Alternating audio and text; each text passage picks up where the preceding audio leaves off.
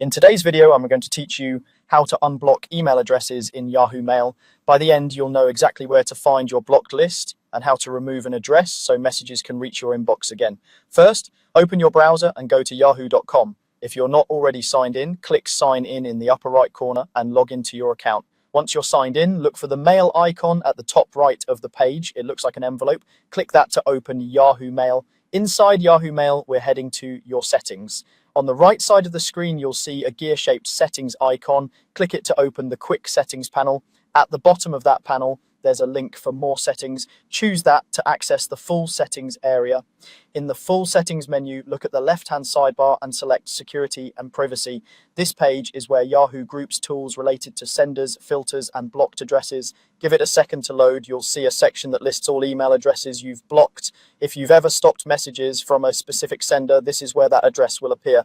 To unblock someone, find the address you want to allow again and click the delete or trash can icon next to it. Yahoo may ask you to confirm.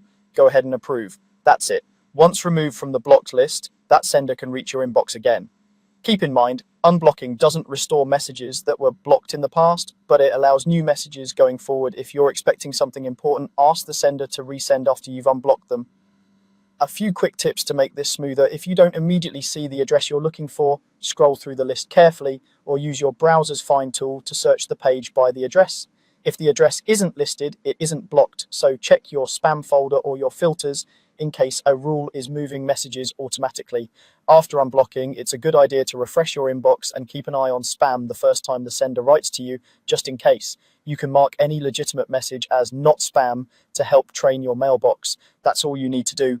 Go to yahoo.com, sign in, open mail, head to settings, choose more settings, open security and privacy, review your blocked list, and click the delete icon next to any address you want to unblock. Thanks for watching, and I hope this helped you clear the way for the messages you actually want to receive.